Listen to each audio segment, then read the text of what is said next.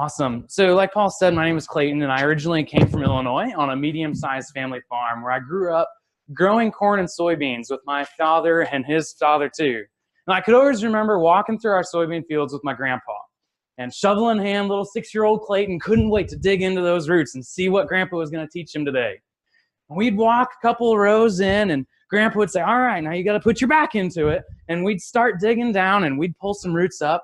And he'd start to show me what the roots were and how they were starting to pull all of the nutrients out of the soil. And how if it weren't for these good roots, we wouldn't be able to have the crops that we have. And then I remember him pulling out his pocket knife. And he opens up this little round thing that he pulled off of a root. And he cuts it open, and it's bright pink inside. So, Grandpa, what's this? And he says, well, this is a nodule. And this is the part of the root that is actually pulling nitrogen out of the air and giving it to the soybeans. Now, I'm like 6-year-old, I'm just like, oh my gosh, this is the coolest thing ever. Wait a minute, there's nitrogen in the air? Like, there's so much stuff that Grandpa was trying to show me and teach me as he's making me into a future Phenomics person. And I didn't even know what that was at the time. But those afternoons with Grandpa are the memories that I always hold true as I start to look at soybeans and how I can improve them so that we can take them back to our family farm and grow them and try to help increase production back in East Central Illinois and across the United States. So that led me to want to go into grad school after my degree at U of I and say, you know what, I love soybeans, I love roots, and I started working with another one of my lab mates, Kevin. And Kevin is really focused on soybean root architectures. And so I started looking at these soybean roots with Kevin, and I was just like, man, you know what, these are so cool. There is so much diversity in these roots. We're looking at a genetic panel of over 300 different roots from all around the world. And you've got roots that are branched out like crazy or going steep, deep, and cheap. You've got some roots that are just doing really weird things sometimes too. And you're like, what is going on? What's causing all of this diversity? And how can I use that to build better beans? So I started looking a little deeper at these roots. And I started looking at them in relation to the whole plant. What can I do to compare these soybean roots to the shoots? And I started asking myself, like, where are the roots at in relation to certain genotypes? What changes are happening throughout their growing season? You know, is there depth?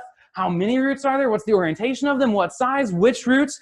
And the whole time I see all these nodules over all these roots. I just want to figure out what's going on. And all these questions keep hitting me, and they kept getting bigger and bigger, and I was like, how am I going to do this? What am I going to do? And no, they just keep growing and coming, and over soon,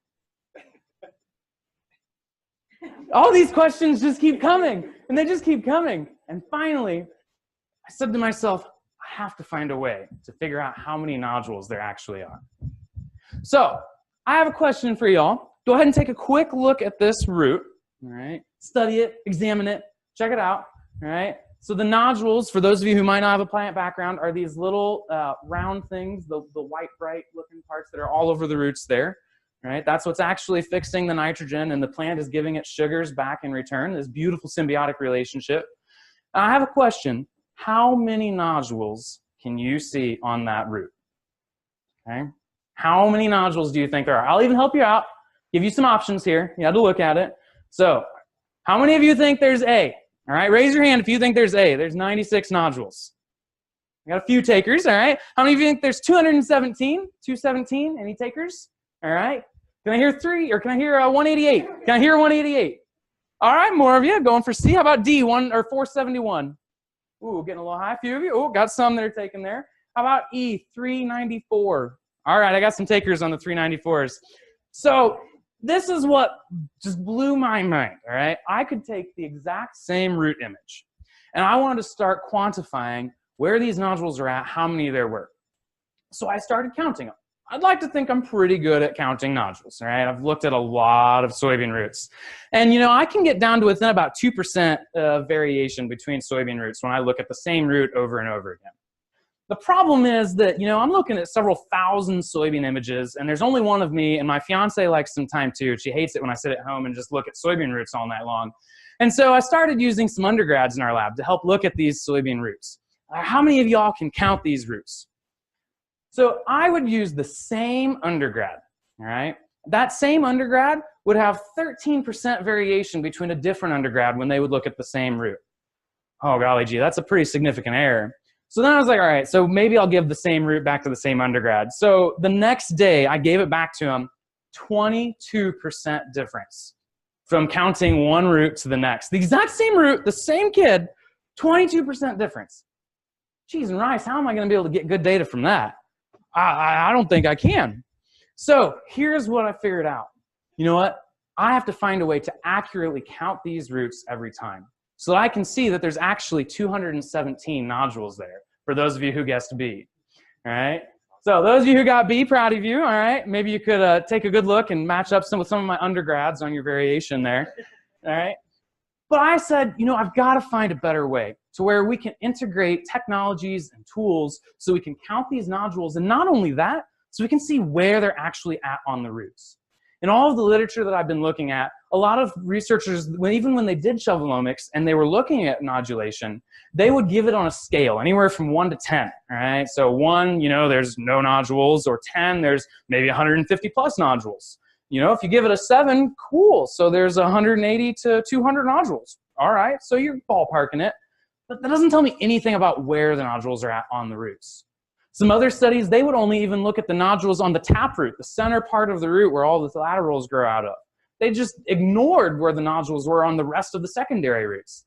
So that can't be good enough either. Those nodules are really contributing to what that soybean plant is doing. So introduced into the P3 program, where I had the opportunity to start taking classes in engineering and with data science and build collaborations with the Ghana Pathosubramanian lab and with Soynomics Sakar as well, who are experts at machine learning here at Iowa State.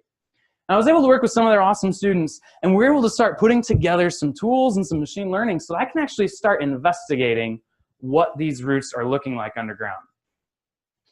Oh, sweet. So we got some noise here too. So you can see how we started pulling these roots and we're digging them up out of the ground. A lot of shovelomics, a lot of broken shovels, a lot of blood went into this trial. I actually had a shovel break a couple weeks ago and bashed me in the face, blood everywhere. It was miserably awesome. All right, so I've officially put some blood and sweat into my research here.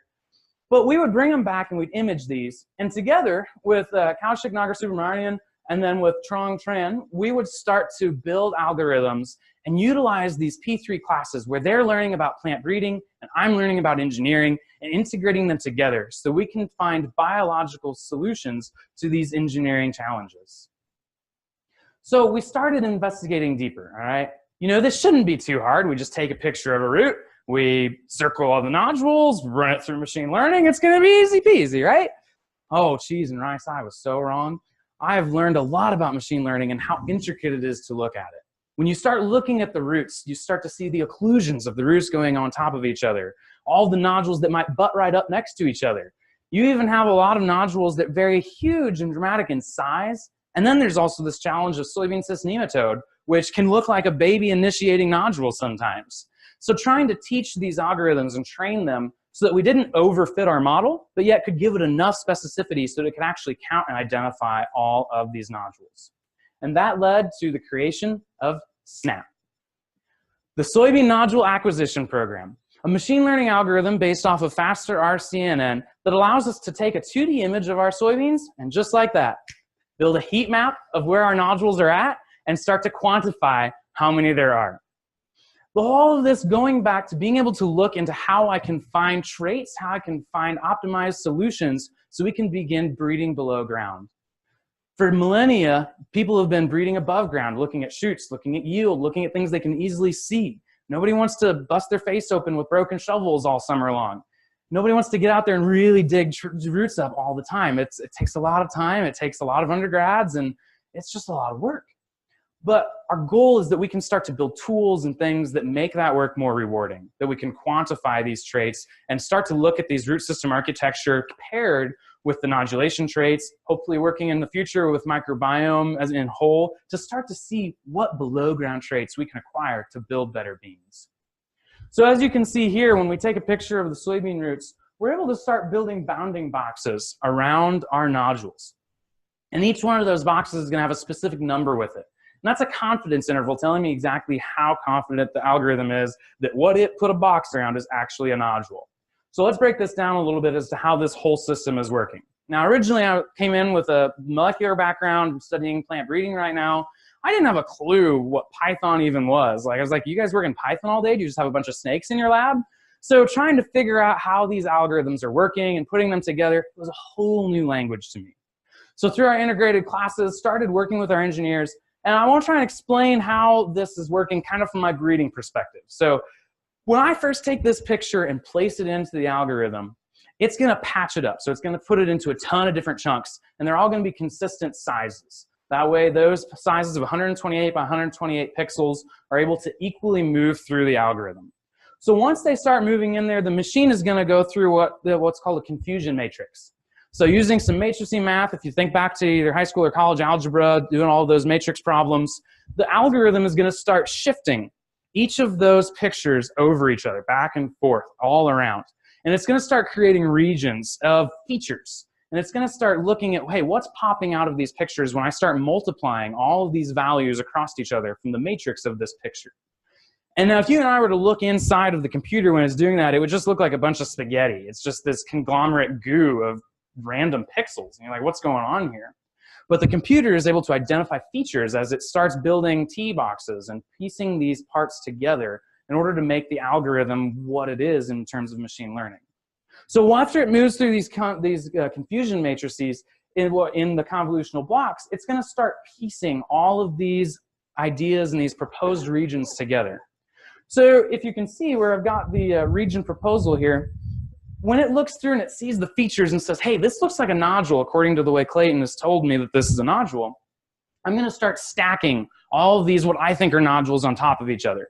And so it starts putting all of these boxes. Now, some of the boxes might be here, over here, up here, up here, but a lot of them are going to start to overlap. And you'll start to see where these region proposals become more and more consistent. Once you have a large group of the region proposals, the algorithm is able to isolate down where these boxes are actually lining up to where the actual nodule is at, or that it proposes it's at. When that happens, that's how I'm able to actually generate that confidence score. That's how I'm able to get that digit that tells me, you know, I'm 50% sure that this is a nodule, I'm only 90% sure that this is a nodule, based on how many of those boxes accurately lined up over each other, and then I can compare that to the actual labeled data that I put in. In some instances, when I'm labeling a nodule, I might not have the box exactly up against the edges of the nodule. And sometimes the machine algorithm can actually give me a tighter box and a better definition of where that nodule is than where I can. So it's really useful to be able to start putting these pieces together. And once all of those stacked boxes are put together and all the patches are pieced back together, I'm able to see exactly how many nodules there are on that route according to our SNAP program. So once we have that, we can begin to try and start answering the hard questions.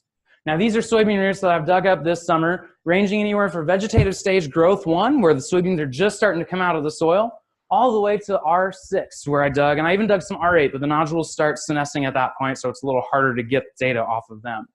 But what's really cool is in the literature, the earliest that I could see recorded was most people are saying nodulation is only occurring late V1 to V2. But in all of my samples, I'm seeing where it's coming up at VC and V1, where we're already starting to see this nodulation initiate in the soybean roots. So I can start to see these traits expressed even from the very beginning of soybean growth. So I'm starting to look in at how can I image these across time? What is the life cycle of nodulation through the soybean root life cycle? How are these nodules growing or shrinking or increasing in quantity? Where are they growing out on the roots? And eventually we're going to be starting to build our 3D models in these later growth stages so we can start pulling the nodule data off of the roots at later growth stages. Because right now there's so much occlusion in those R4, R6 that it's really hard to get an accurate estimate according to the ground truth where we're pulling all the nodules off the roots in order to compare it. So through that, this is part of a bigger picture where we're working in a whole Soynomics approach where we're trying to evaluate the whole plant at one time. We can image this plant, rotate it in our photo booth, so we can image the shoot and the root together. We're able to start analyzing the field, looking with robots and looking at drones, so we can start to piece together all of this data. So we can start to build a comprehensive analysis of what these soybeans are doing. We can breed not only above ground, but below ground at the same time, trying to piece together the whole picture and getting more of a holistic approach to our breeding program as opposed to only picking a few traits at a time as we're making our selections. So through that, I definitely want to thank our awesome Soynomics group. A lot of help has gone in. A lot of the grad students in our lab have helped me dig a lot of these roots out. Huge thanks out to the Iowa Soybean Association and P3 as well, and through the NSF funding for this program. If it weren't for this, I probably wouldn't have had those awesome machine learning classes and all the awesome collaborations that we've been able to build together in order to make SNAP a reality. So huge thanks to that. And if you all have any questions, I'd love to answer them. And hopefully you've been able to learn something about machine learning and how we're going to try and use that to build better beans. Thank you.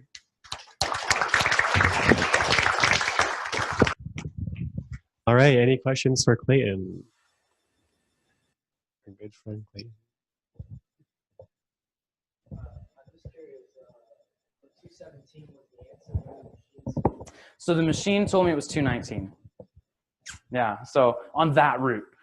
So I do have variation between the routes, and that was with some older data. The images that I've got from this summer, I've got a lot tighter or a lot cleaner recall values.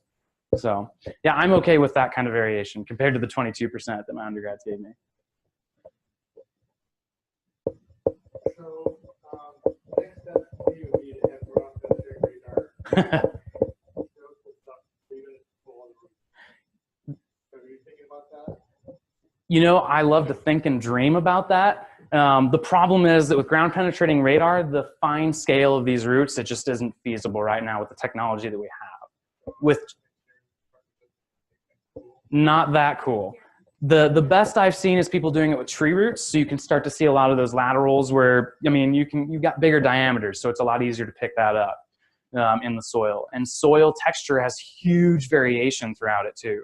So trying to hone that in is really difficult. A lot of people have seen better success trying to use like in-field CT machines, but then you have a whole issue of, is this impacting the microbiome? Is this having a lot of other features that might be bigger questions and challenges? So the ground penetrating radar isn't feasible right now for our soybean issues.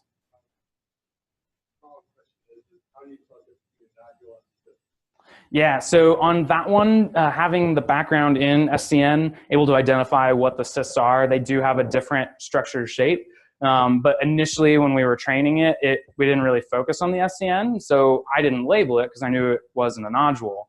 But the algorithm said, oh, this looks like a budding nodule on the root. So we actually had to go in and say, this is not a nodule, this is SCN. So ideally, this could have implications for taking a picture and then identifying SCN in the future. That's just something I haven't taken the time to do. Any more questions for Clayton? All right, let's give him a hand. Awesome. Thank y'all.